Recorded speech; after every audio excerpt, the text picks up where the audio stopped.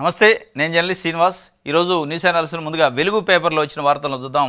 వెలుగు పేపర్లో banner item flash news చేసింది. ఆపరేషన్ సింధూర్ అట.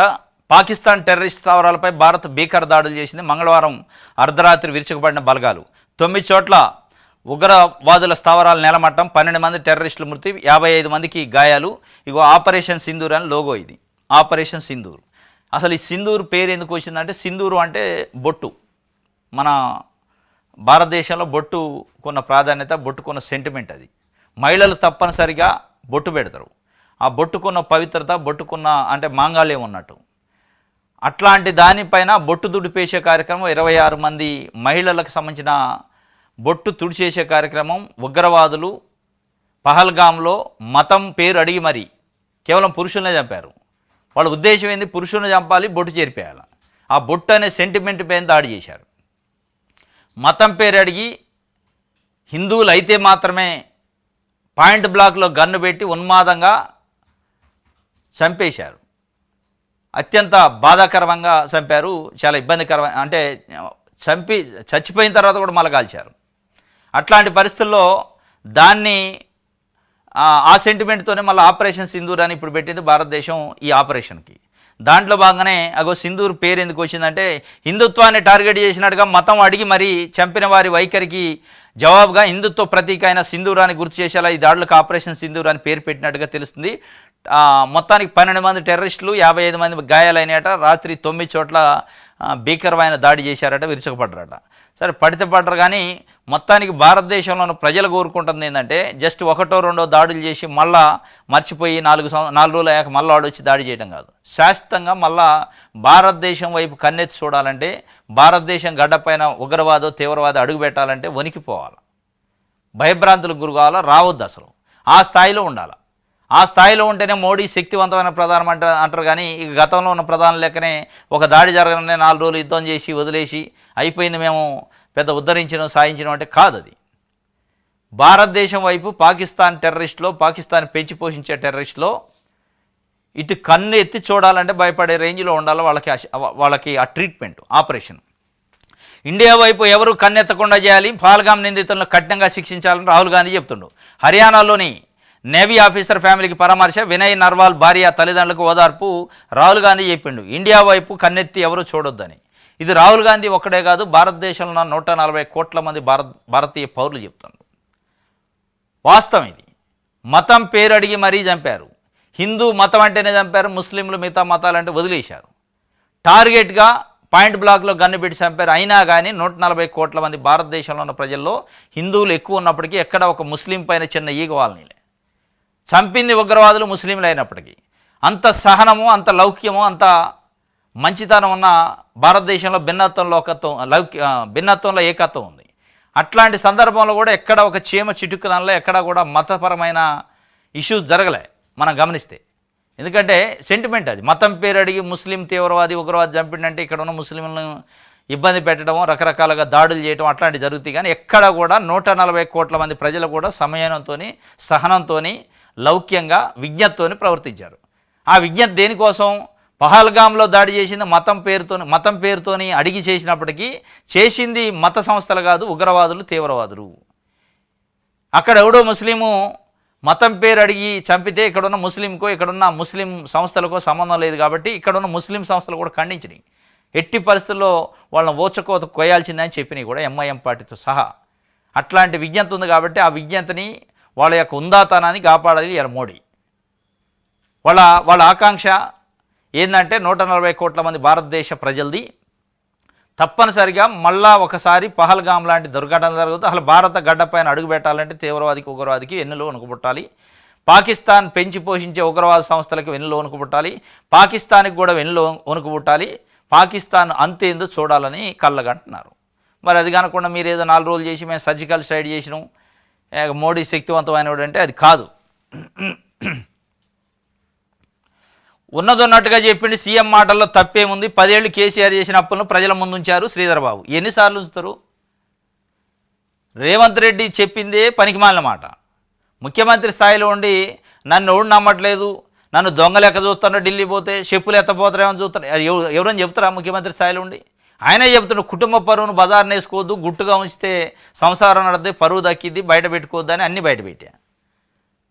ఉద్యోగ సంఘాలను ఏమంటుందంటే మనం అంతా కుటుంబ పెద్దగా నేను చెప్తున్నా, చాలా బాధలు ఉన్నాయి, కుటుంబంలో ఉన్నట్టే అప్పులు ఉన్నాయి, ఆర్థిక ఇబ్బందులు ఉన్నాయి, వీటన్నిటిని బయట చెప్పుకుంటే కడుపు చించుకుంటే కాళ్ళ మీద పడిద్ది, చించుకోవద్దు, ఎవరు చెప్పుకోవద్దు అన్నాడు. అన్నాయనే మొత్తం కడుపు చించిండు, కాళ్ళ మీద వేసుకుంటూ నన్ను దొంగ అంటున్నారు అన్నాడు, చెప్పులు దొంగ అంటున్నారు అన్నాడు, బయట నమ్మట్లేదు, అప్పు ఇవ్వట్లేదు అని అన్నీ ఎంత పోవాలనో అంత పరువు తీసిండు ఆయనే. మళ్ళీ దానికి మంత్రులు సమర్థన. ఇక సపోర్ట్ చేయకుండా బాధి ఏముంది, ఉన్నదన్నట్టే చెప్పిండు. సీఎం మాటల్లో తప్పే ఉందంటే అంటే ముఖ్యమంత్రి దొంగ లెక్క చూస్తారా? ముఖ్యమంత్రి చెప్పులు ఎత్తపోయే దొంగ అది ఉన్నది ఉన్నట్ట అట చెప్తాడు ఎవడన్నా? సరే కేసీఆర్ మీద ఏదో అప్పులు చేసిండు అని చెప్పడం కోసం ఈయన దొంగ అనుకోవటం ఎందుకు? ఈయన ఉందా కాపాడుకోవాలి కదా. ముఖ్యమంత్రి ఇయాలా తెలంగాణలో 4 కోట్ల మంది ప్రజలకు బాస్ ఆయన. ఏదో గుంపు మేస్త్రి అంటారు, గుంపు మేస్త్రి కాదు బాసు. మళ్ళీ దానికి మంత్రులు సమర్థన. ఉన్నది ఉన్నట్టు చెప్పినగా కేసీఆర్ అప్పులు చేసిన ఎన్నిసార్లు చెబుతారు? ఫస్ట్ నుంచి చెప్పేదనే కదా కథ. 7 లక్షల కోట్ల అప్పులు చేసిన శ్వేతపత్రాలు చేసి నీటిపారుదల శాఖ, విద్యుత్ రంగం, ఫైనాన్స్ డిపార్ట్మెంట్ అన్నిటిపైన ఒక 7-8 వైట్ పేపర్స్ రిలీజ్ చేస్తారు, చెప్తారు. మళ్ళీ అదే చెప్తే ఏం సుఖం? మీరు ఏదైనా స్కీమ్ ఆగిందన్నప్పుడల్లా ఇది చెప్తుంటారు, నన్ను ఎవరు నమ్మట్లే, అప్పు పుట్టట్లే కేసీఆర్ వల్ల అని. అది సింపతి రాదు, దానివల్ల కేసీఆర్ని ఎవడు అండవు. మీ పరువే, మీ బట్టలు మీరు కూడా తీసుకుంటున్నారు. అర్థం కావట్లే మీకు. మరి ఏం సలహాలు ఇస్తారో? 10 ఏళ్ళు కేసీఆర్ చేసిన అప్పులను ప్రజల ముందు ఉంచారు. ముఖ్యమంత్రి ఆవేదనను ఉద్యోగులు తప్పుగా అర్థం చేసుకోవద్దు. ఎంప్లాయీస్ అందరూ మా మిత్రులే, ఆలస్యమైన సమస్యలు పరిష్కరిస్తాం. అందాల పోటీలకు ఉద్యోగుల సమస్యలకు సంబంధం ఏంటి? మంత్రులు హెలికాప్టర్ వాడితే తప్పేంటి? బీఆర్ఎస్ హయాంలో అధికారులు కూడా హెలికాప్టర్లు తిరగలేదా? ప్రభుత్వాన్ని నడపాలా లేదా అనేది బీజేపీ నిర్ణయిస్తుందా? అసెంబ్లీని ఎందుకు రద్దు చేయాలి? పాల్గాం ఘటనకు బాధ్యత వహించి మోదీ రాజీనామా చేస్తారని ప్రశ్న మీడియాతో శ్రీధర్ బాబు చిట్చాట్లో చెప్పిండు. ఇవన్నీ సరే రాజకీయాల కోసం మాట్లాడేది కానీ సరే బీఆర్ఎస్ వాళ్ళు ఏం శుద్ధపూసలు కాదు. వారు చెప్పేది ఇవాళ హెలికాప్టర్ల గురించో లేకపోతే అందాల పోటీల గురించో. వారు అప్పులు ఉన్నప్పుడే ఈ కార్ రేసింగ్ అని పెట్టిండు. చాలా కార్యక్రమాలు మీరు చేశారు. కానీ అది కాదు, ముఖ్యమంత్రిగా హుందాతనం కాపాడాలి. ఎంత ఇబ్బంది ఉన్నా దాన్ని బయట పెట్టుకునే కార్యక్రమం చేస్తే పరువుని, రాష్ట్రం పరువుని ఢిల్లీ నడివీధుల్లో తాకట్టు పెట్టుద్ది, మొత్తం పరువు తీతి, గాలి తీతి.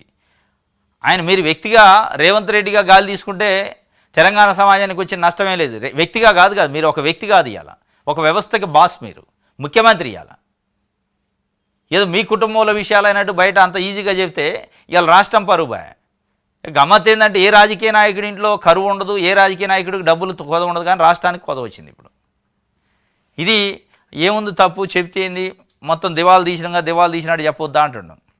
హామీలు అమలు చేయకుంటే ఎక్కడికక్కడ నిలదీస్తాం, ప్రజలతో కలిసి మంత్రులు ఎమ్మెల్యేలను అడ్డుకుంటామని బండి సంజయ్ చెప్తుండు. హామీలు ఏది బీఆర్ఎస్ కాంగ్రెస్ ఇచ్చిన 6 గ్యారెంటీలకు సంబంధించి అమలు చేయకపోతే ఎక్కడికక్కడ అడ్డుకుంటారట. ఆంధ్రప్రభ చూద్దాం. యుద్ధం సన్నద్ధం, నేడు దేశవ్యాప్తంగా మాక్ డ్రిల్స్ చేస్తానట. దాదాపు 203 ప్రాంతాలలో ఇలా మాక్ డ్రిల్స్. అంటే ఒకవేళ యుద్ధం వస్తే ఎట్లా ఎదుర్కోవాలి, యుద్ధం వస్తే సామాన్య పౌరులు కూడా ఎట్లా దాన్ని ఎదుర్కోవడానికి, దాని నుంచి తప్పించుకోవడానికి, దాని నుంచి రక్షణ పొందడానికి ఎట్లా అనే కార్యక్రమాలు ట్రైనింగ్ ఇస్తారట, మాక్ డ్రిల్స్. దాంట్లో హైదరాబాదు, విశాఖపట్నం, తెలుగు రాష్ట్రాలు ఈ 2 కూడా 3 కేటగిరీలు విభజించారా. 3 కేటగిరీలో సెకండ్ కేటగిరీలో మన హైదరాబాద్ కూడా ఉంది. ఫస్ట్ కేటగిరీలో ఢిల్లీతో సహా కొన్ని సమస్యాత్మక ప్రాంతాలు, చాలా కీలకమైన ప్రాంతాలని సెకండ్ కేటగిరీలో మనం ఉన్నాం. హైదరాబాద్ అండ్ విశాఖపట్నం కూడా ఉంది. ఈ 2 చోట్ల కూడా ఇవాళ మాక్ డ్రిల్స్ ఉన్నాయి. దానికి సంబంధించి ప్రజల్ని సన్నద్ధం చేస్తున్నారు. ఆర్టీసీ సమ్మె వాయిదా, మంత్రి పొన్నంతో చర్చలు సఫలం. 3 ఐఏఎస్లతో కమిటీ వారంలోగా నివేదిక పరిష్కరించుకుంటే మళ్ళీ రోడ్డు ఎక్కుతామని ఆర్టీసీ జేఏసీ హెచ్చరించింది. ఆర్టీసీ వాళ్ళు వాస్తవంగా ఈ రోజు నుంచి సమ్మె చేయాలి. అయితే వాళ్ళు కార్మికులతోనే ఆర్టీసీ రవాణా శాఖ మంత్రి చర్చలు జరిపిండు. 3 ఐఏఎస్లతో కమిటీ వేశారు. ఆ కమిటీ కూడా 1 వీక్లోనే నివేదిక ఇవ్వాలంటే రిపోర్ట్. మళ్ళీ కమిటీ వేసి సంవత్సరాల పాటు డేకి ఇస్తే మేము 1 వీక్ తర్వాత రాకపోతే రోడ్డు ఎక్కుతాం మళ్ళీ అన్నారు. చాలా గట్టిగా అల్టిమేటం ఇచ్చారు. మరి ఏం చేద్దాం? ఎంప్లాయీస్ కూడా అంటే ప్రభుత్వ ఉద్యోగులు కూడా సమ్మె విరమించారు. వాళ్ళకు కూడా ఒక కమిటీ వేశారు, తాత్కాలికంగా విరమించినట్టు చెప్పారు. రైట్. చేతగాని రేవంత్ పక్కకు తప్పుకో, నీది సర్కారు కాదు సర్కస్ కంపెనీ, నోరు అదుపులో పెట్టుకో. కేసీఆర్ని దూషిస్తే జనం నాలుక చీరేస్తారు. బుర్రలేని రేవంత్ ఆదాయం ఎలా పెంచుతావు? ఆర్థిక సంక్షోభంలో రాష్ట్రం, అభివృద్ధిలో రేవంత్ ఫ్యామిలీ. ఉద్యోగులతో పెట్టుకోకు, ఆగమైపోతావు. రేవంత్ రెడ్డిపై నిప్పులు కురిపించిన భరోసా వర్కింగ్ ప్రెసిడెంట్ కేటీఆర్. చేతగాని రేవంత్ పక్కకు తప్పుకోవాలంటే నీ సర్కారే కాదు సర్కస్ కంపెనీ అంటాడు.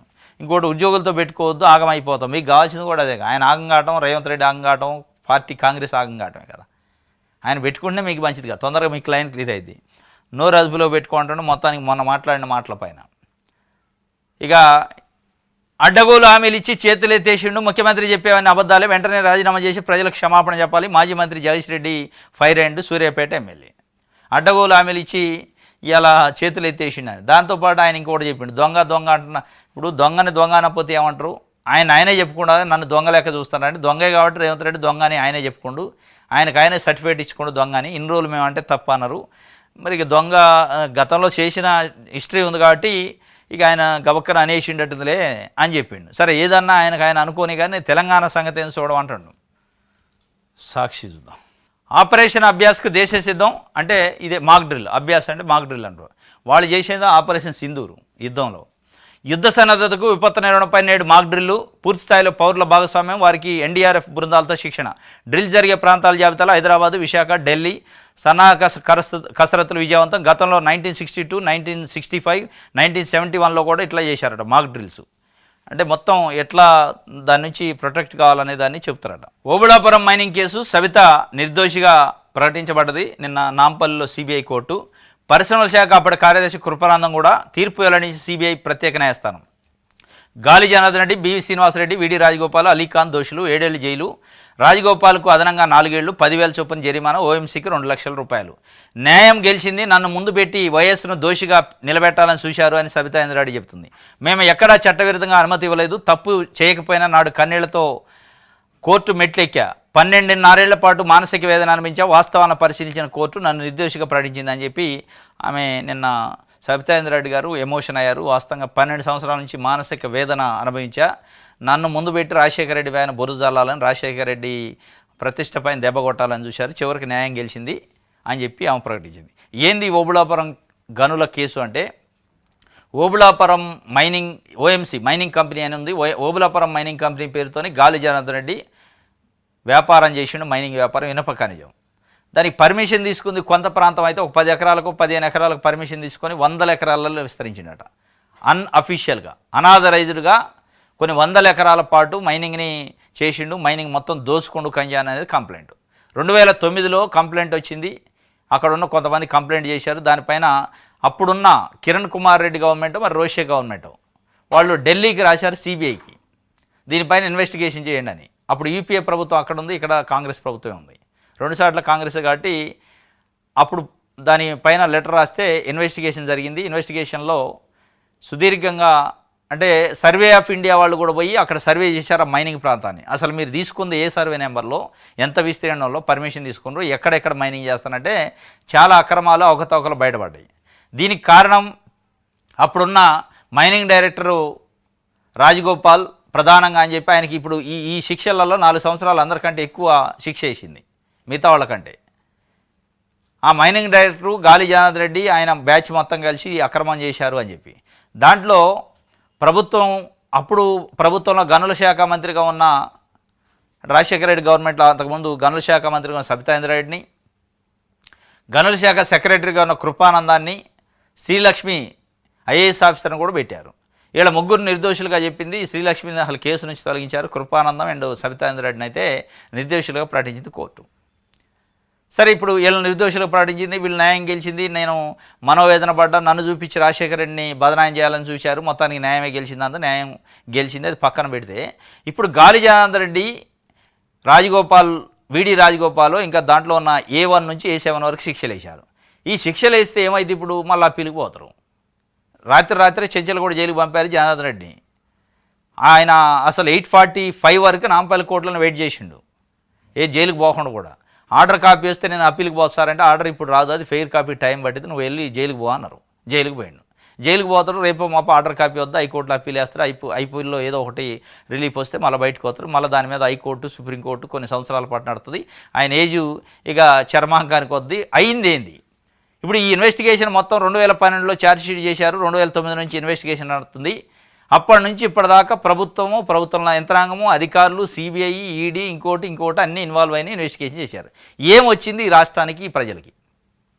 ఇట్లాంటి కేసుల వల్ల ఏదో ఒక 10 ఏళ్ళు 20 ఏళ్ళు 25 ఏళ్ళు నడిచాక ఒకళ్ళకో ఇద్దరికో శిక్షలు పడ్డాయని తృప్తి పడ్డం తప్ప ఆ శిక్షల వల్ల వాళ్ళు చేసిన అవినీతి పోద్దా, వాళ్ళు చేసిన అక్రమాస్తులు పోతాయా, వాళ్ళు చేసిన అక్రమాస్తులు, అవినీతాస్తులు, అక్రమ దందాలు, వేల కోట్ల రూపాయలు సంపాదించినాయని వాళ్ళ దగ్గరే ఉండే. ఏమైతే శిక్ష 4 రోజులు పడితే వత్తరు పోతరు అయిపోయాది. పిల్ల తరాలకు తింటారు, సంపాదించిపోతాను. ఇక అప్పుడు అవినీతి ఎట తగ్గిద్ది, అసలు అక్రమాలు ఎట తగ్గుతాయి? అవినీతి అక్రమాలు నిజంగానే తగ్గాలంటే ఏం చేయాలి? ఇప్పుడు వీడి రాజగోపాలో, గాలి జనార్దన్ రెడ్డి, ఇంకోళ్ళు ఇప్పుడు శిక్ష పడ్డ వాళ్ళ దాంట్లో దోషులు ఉన్నారు కదా, వాళ్ళు సంపాదించిన ప్రతి రూపాయిని తీసుకొచ్చి ప్రభుత్వ ఖజానాలో పడేయాలి, అటాచ్ చేయాలి. వాళ్ళ జీతం పోను మిగతాది ఎంత అయితే ఉంటుందో మొత్తం కూడా అక్రమమే. అది అక్రమ సంపాదన అంతా తీసుకొచ్చి ప్రభుత్వ ఖజానాలో జమ చేస్తే గాలి జనార్దన్ రెడ్డి కానీ ఎవరిదైనా వాళ్ళకి అసలు లైఫ్ వేసినా అసలు శిక్ష పడ్డా లేకపోయినా అదే పెద్ద శిక్ష. అది వేసినప్పుడు ఏమైందంటే ఇంకోటి అవినీతి చేయాలంటే నేను గడ్డి దీన్ని నాన్న గడ్డి దీన్ని సంపాదించిన మళ్ళీ కోర్టు ఏదైనా కేసు అయితే అటాచ్ చేద్ది, ప్రభుత్వానికి పోతే ఆస్తులు ఎందుకు సంపాదించడం, కక్కుర్తిపడి ఏదో మంచి చేసుకుంటే రూల్ ప్రకారం పోతే పోద్ది కదని ఒక వాతావరణాన్ని రావాలి. అది రావాలంటే అటాచ్మెంట్ స్టార్ట్ కావాలి, రెవెన్యూ రికవరీ స్టార్ట్ కావాలి. రికవరీ ఆఫ్ రెవెన్యూ యాక్ట్ ఉంది, దాన్ని ప్రయోగించి వాడు సంపాదించిన ప్రతి రూపాయిని తీసుకొచ్చి అందులో అయితే తప్ప. ఇప్పుడు వీళ్ళు 1000 కోట్ల రూపాయలు సంపాదించాక 1 కోటి రూపాయలు పెట్టి ఒక 1 కోటో 2 కోట్లు పెట్టి సుప్రీంకోర్టులో ఒక జడ్జి ఒక అడ్వకేట్ని పెట్టుకుంటాడు, అయిపోయా. నీ కేసు ఎక్కడిదిగా? ఇక కేసు నడుతూనే ఉంటుంది, 20-25 ఏళ్ళు అయింది. కాబట్టి ఇది చేయాలి. నిజంగానే అవినీతి అక్రమాలు తగ్గాలంటే జైలు శిక్షలు ఒకటే కాదు, 7 సంవత్సరాలు శిక్ష వేశారు, ఇంకొక ఆయన 4 ఏళ్ళు అదనం వేశారు. దీంతో అయ్యేది ఏముంది, పోయేది ఏముంది? ఉంటాడు దాంట్లో, కానీ వాడు తరతరాలు సంపాదించండు కదా, ఆ డబ్బుని రికవరీ చేయాలి. ఆ డబ్బును పెట్టే మొత్తం వ్యవస్థలు మేనేజ్ చేస్తుండు, కోర్టులు మేనేజ్ చేస్తుండు, వ్యవస్థలు మొత్తాన్ని మేనేజ్ చేసి బెయిల్ తెచ్చుకుంటుండు, అడ్వకేట్లు మేనేజ్ చేస్తుండు, అడ్వకేట్లు డబ్బులు ఇస్తుండు. అసలు ఆ డబ్బే లేకుండా చేస్తే ఆ డబ్బు మనం సంపాదించడం ఉండదు అనే ఒక వాతావరణం వస్తే ఏ ఆఫీసర్ తప్పు చేయడు, ఏ మంత్రి తప్పు చేయడు, ఏ యంత్రాంగం తప్పు చేయదు. ఏ రోజు బయటపడితే ఆ రోజు మన ఆస్తులు మొత్తం గుంజుకుంటారు అనే ఒక భయం రావాలి. అది రానంతసేపు ఈ శిక్షలు ఈ తీర్పులతోనూ ఉపయోగమే లేదు. రైట్, దిశ పేపర్ చూద్దాం. అధికారం కోసం ఉచితాలు, అన్ని రాజకీయ పార్టీలు ఇదే తంతు. ఎన్నికల సమయంలో ఇబ్బడి ముబ్బడి హామీలు, రాష్ట్ర భవిష్యత్తు ఆర్థిక పరిస్థితిని పట్టించుకోకుండానే పాత స్కీమ్స్ కంటిన్యూ, వాటికి కొత్త వేదనం. ఎన్టీఆర్ ఆయన నాటి పథకాలు నేటికి కొనసాగింపు. నాడు ₹2 కిలో బియ్యం, నేడు ఫ్రీగానే. అప్పులు చేసి మరీ పథకాల అమలు, వాటిని తీర్చేందుకు మళ్ళీ అప్పు. ఫ్రీ స్కీమ్స్పై సుప్రీంకోర్టుకు సైతం ఆగ్రహం. పథకాలపై చర్చకు ఇదే సరైన సమయం. అధికారం కోసమే ఉచితాలంటే అన్ని రాజకీయ పార్టీలు అదే కదా. ఎవరైనా జనాలకి నిజంగానే బియ్యం వెళ్ళట్లేదని బియ్యం ఉచితంగా ఇస్తాను రారు. దళితులు బాగుపడాలని దళిత బంధు ఇచ్చాడు కేసీఆర్. లేకపోతే ఇంకొక స్కీమ్ ఏదైనా ఇస్తే ప్రతిదీ అదే కథ కదా. నిజంగానే ప్రజల కోసమే, ప్రజలు నిజంగానే మనం పెట్టే స్కీమ్ వల్ల మొత్తం వాళ్ళ జీవితాలు మారిపోతాయి, వాళ్ళ ఆర్థిక పరిస్థితి మారిద్ది, వాళ్ళ కొనుగోలు శక్తి పెరిగిద్ది, వాళ్ళ లైఫ్ స్టైల్ మారిద్ది, వాళ్ళకు ఒక పునాది అయిద్దని ఇచ్చిన స్కీమ్ ఒకట్లేదు. ఇదంతా ఈ పూటకోళ్ళ వారం. హోటల్లోకి పోయి ఒక పూట భోజనం చేసి వచ్చినట్టే. హోటల్లోకి పోయి ఒక పూట భోజనం చేస్తే అయిపోద్ది, జీవితాలు మారుతాయా? రోజు తినడానికి కంచంలోకి తిండి వచ్చే కార్యక్రమం చేయాలి తప్ప హోటల్లోకి పోయి ఒక పూట భోజనం చేసేస్తే ఆ రోజు ఒకరోజు 2 కూరలతోనో 3 కూరలతోనో అన్నం తింటావు, కడుపు నిండి తెల్లారి మళ్ళీ ఆకలి అయింది కదా. ఆ కథ చేస్తారు మనోళ్ళు. పర్మనెంట్ సొల్యూషన్ లేదు. పర్మనెంట్గా ఉపయోగపడే స్కీములు కొన్ని ఉన్నాయి. ఆరోగ్యశ్రీ పెట్టిండు డాక్టర్ వైఎస్ రాజశేఖర రెడ్డి. అది వాస్తవంగా జెన్యూన్గా పేద ప్రజలకి ఆరోగ్య సమస్య వచ్చినప్పుడు ఉపయోగపడుతుంది. అట్లాంటిది పెట్టవచ్చు, దాని మీద ఎంత ఖర్చు పెట్టినా తప్పలేదు. ఫీజు రీఎంబర్స్మెంట్ ఉంది, పేద విద్యార్థి చదువుకోవడానికి ఉపయోగపడుతుంది. అట్లాంటివి కాకుండా నీకు దళిత బంధు ఇస్తా 10 లక్షలు, నీకు బీసీ బంధు ఇస్తా ₹1,00,000, అయిపోయింది నువ్వు ఉద్ధరిస్తావు. లేకపోతే రాజీవ్ వివకాశం పెడతా, నేను ఉచితంగా బియ్యం ఇస్తా, ఉచితంగా కంది పంపిస్తా, ఇవి కాదు. లేకపోతే పెన్షన్ని పెంచుతా, లేకపోతే ఇంకోటి చేస్తా అంటే దీనివల్ల ఉపయోగం ఉండదని పెట్టే నాయకులకి తెలుసు. స్కీములు పెట్టే నాయకులకి ఓట్లు కావాలి. వాళ్ళకి ఓట్ల వేటలో ఈ స్కీములు, వీటిని ఓట్ల వేట స్కీములు అంటారు తప్ప నిజంగా ఉపయోగపడే స్కీములు కాదు. దీంతో ప్రజల జీవితాలు మారేది లేదు, సమాజం మారేది లేదు, రాష్ట్రం అభివృద్ధి అయ్యేది లేదు. వాస్తవం ఇది అందరికీ తెలిసిందే. కానీ అందరూ మళ్ళీ ఎవరు దాన్ని ఖండించరు. మనకు ఓట్లు కదా కావాలి. మనం ఉన్నది రాజకీయ పార్టీ, రాజకీయాలు చేయాలా. రాజకీయాలు చేయాలంటే అధికారం కావాలి. అధికారం కావాలంటే ఉచితం. అది అబద్ధం, అది తప్పని తెలిసినా ఉచితమే ముద్దు. నేను ఎస్సీలని, ఎస్టీలని, బీసీలని, మైనార్టీలని, అట్టడుగు వర్గాలను బాగు చేస్తానని ప్రతి రాజకీయ పార్టీ చెప్పింది. 77 సంవత్సరాల నుంచి అందరూ బాగు చేస్తుంది ఎస్సీ, ఎస్టీ, బీసీలని. మరి వాళ్ళు ఆడనే ఉన్నారు. వాళ్ళు ఎక్కడ వేసిన గొంగలు అక్కడే. మళ్ళీ ఏం స్కీమ్ పెడతారా, ఏం వస్తుందా అని చూడటం తప్ప, ఎదురు చూడటం తప్ప ఇప్పుడు మీరు 75 80 సంవత్సరాల నుంచి స్వతంత్ర భారతదేశం వచ్చినప్పటి నుంచి అన్ని రాజకీయ పార్టీలు ఎస్సీ ఎస్టీ బీసీలని అట్టడుగు వర్గాలను బాగు చేస్తున్నాం, మేము రైతుల కోసం ఉన్నాం, కార్మికుల కోసం ఉన్నాం, మహిళల కోసం ఉన్నాం, వాళ్ళని అభివృద్ధి చేస్తున్నాం అంటున్నారు. మరి అభివృద్ధి చేస్తే ఏ రైతు అయినా ఏ ఎస్సీ ఎస్టీ బీసీ అయినా ఏదైనా ప్రభుత్వం స్కీమ్ పెడితే ఇక వద్దు, నాకు మంచిగా సఫిషియెంట్గా నేను మంచిగా అయినా బాగుపడ్డా, ఇక నాకు ఆ స్కీమ్ వద్దు అని అన్నోడుండా అనే పరిస్థితి నిజంగా ఉందా? ఉండదు. మీరు పెట్టే స్కీములోనే బొంతరా, దాంట్లో తప్పు ఉంటుంది. అది నిజంగానే ప్రజలను బాగు చేసే స్కీమ్ కాదు. రాజకీయ నాయకులు అధికారంలోకి రావడానికి, వాళ్ళు బాగు కావడానికి పెట్టే స్కీములు అవి. ప్రజలను బాగు చేసే స్కీములు అయితే బాగా అయినోడు లేకపోతే అభివృద్ధి అయినోడు మళ్ళీ ఆ స్కీమ్ కోసం ఎదురు చూడొద్దు. మళ్ళీ అదే రేషన్ కార్డు కోసం చూస్తారు, అదే రేషన్ బియ్యం కోసం ఎదురు చూసి స్టార్ట్ చేయడం తప్ప, ఇవాళ రేషన్ కార్డులు కావాలి కొత్త వాళ్ళు అప్లై చేసుకోండి అంటే మళ్ళీ లక్షల మంది వచ్చి క్యూ కడుతున్నారు. మరి ఎడిపోయింది మీ అభివృద్ధి? ఇన్ని దశాబ్దాల నుంచి మేము అభివృద్ధి చేస్తున్నాం వాళ్ళ కోసమే, ఎస్సీ ఎస్టీ బీసీల కోసం ఉన్నవంటారు, మళ్ళీ అదే క్యూ కడుతున్నారు. ఇది దీనికి అంతిమంగా ఏంటంటే పాలిటిక్స్లో మార్పు రావాలా. రైట్. ఆంధ్రజ్యోతి చూద్దాం. సంధ్యా కన్వెన్షన్ ఆక్రమణల కూల్చివేతట, గచ్చిబౌలిలో దాదాపు అరెకరం కబ్జా, ప్లాట్ల యజమానుల ఫిర్యాదుతో రంగంలోకి హైడ్రా, 40 కోట్ల విలువైన స్థలంలో ఆక్రమణల తొలగింపు, గాజుల రామారంలో 15 ఎకరాల సర్కారీ భూమి స్వాధీనం, అక్రమ నిర్మాణాలు తొలగించి ఫెన్సింగ్ వేసిన హైడ్రా. సంధ్యా కన్వెన్షన్ అని ఉంటుంది, దీనిపైన చాలాసార్లు ఆరోపణలు వచ్చినాయి. నేను హైడ్రా పోయి మొత్తం అక్రమాలను కూల్చేసిందట, గచ్చిబౌలిలో దాదాపు అరెకరం కబ్జా చేసిందట. ఈ హైడ్రాది ఎట్టుందంటే ఈ తేలుగుట్టిన దొంగ లెక్క చేస్తుంది. ఎప్పుడు స్పందిస్తుందో తెలియదు, ఎప్పుడు ఏడ కూల్చిదో తెలియదు. మరి వాళ్ళకి మరి ఎట్లా ఇన్ఫర్మేషన్ వద్దో తెలియదు, కానీ ఆ సందర్భం లేకుండా అసలు నిజంగానే కబ్జా చేసి కొంతమంది పొలిటికల్ పార్టీల నాయకులు, అన్ని పార్టీలలో ఉన్నారు, అందులో కాంగ్రెస్ ఉంది, బీఆర్ఎస్ ఉంది, బీజేపీ ఉంది, అన్ని పార్టీల నాయకులు ఉన్నారు. కబ్జాలు చేసి చెరువుల పక్కన మంచి ఫామ్ హౌస్లు కట్టుకొని మంచిగా సీనరీ అంటే బీచ్ సీనరీ వచ్చేటట్టు కట్టుకున్న వాళ్ళు ఉన్నారు. అవి నిజంగానే ఎఫ్టీఎల్లోనే బఫర్ జోన్లోనే అని అందరికీ తెలుసు. కానీ హైడ్రా అక్కడ పోదు, వాళ్ళకి కనపడదు. ఎక్కడెక్కడో ఒకటి రోజుకు ఒకటి, అప్పుడప్పుడు ఒకటి అరెకరం కబ్జా. ఈ అరెకరాలు పావు ఎకరాలు ఏంది, 100 ఎకరాలు చెరువులు కబ్జా అయితే 1 ఎకరం అరెకరం తీసి హైడ్రా పని చేస్తున్నట్టు నటించడం తప్ప దీంతో అయ్యేది ఏంది పోయేది. ఒక్క రాజకీయ నాయకుడికి సంబంధించిన ఫామ్ హౌస్ కనీసం గేటు కాదు, ఇటుకు కూడా కదిలీలే. పేదోళ్ళు నల్ల చెరువుల్లో పేదోళ్ళు గుడిసెలు కట్టుకుంటే గుడిసెలు గుర్తి, తినే బియ్యంలో మన్ను పోసొత్తి. కానీ అదే పెద్దోళ్ళకి సంబంధించి ఒక్క ఇంటిని కూడా వాళ్ళకి లీగల్ ప్రొసీజర్ ఫాలో అయ్యి నోటీసులు ఇచ్చి వాళ్ళని హైకోర్టుకు పంపి హైకోర్టు నుంచి ఆర్డర్ తీసుకుంటే అవకాశం ఇస్తే పేదోళ్ళ కాడికి వచ్చేటాలకి లేదు అయిపోయింది, మీ టర్మ్ అయిపోయింది, అది అర్ధరాత్రి శనివారమా ఆదివారం ఏది లేదు, అది తినే తిండి ఉందా, కుండలలో తిండి ఉందా, బియ్యం ఉన్నా ఏది చూసేది లేదు, మన్ను పోసి పడేశారు వాళ్ళ నోట్లో. కానీ పెద్దోళ్ళ జోలికి పోయింది లేదు, ఒక్కడిది కూడా ఒక అరెకరం గుంజుకుంది లేదు. ఎప్పుడో ఒకసారి సంధ్యా కన్వెన్షనో లేకపోతే ఇంకోటో ఏమైనా లావాదేవీలు కుదరనో ప్రభుత్వంలో ఉన్న పెద్దలు ఎవరైనా కంప్లైంట్ పంపిస్తానో చేస్తాను తప్ప నిజంగానే జెన్యూన్గా ప్రజల నుంచి వచ్చిన కంప్లైంట్లు ప్రజలు అడుగుతున్న వాటిపైన చేయట్లే హైడ్రా. రైట్. ఇది ఆంధ్రజ్యోతికి సంబంధించి. ఎస్, ఇది ఈరోజు న్యూస్ అనాలిసిస్. రేపు తాజా వార్తలతో తిరిగి కలుసుకుందాం. Thank you.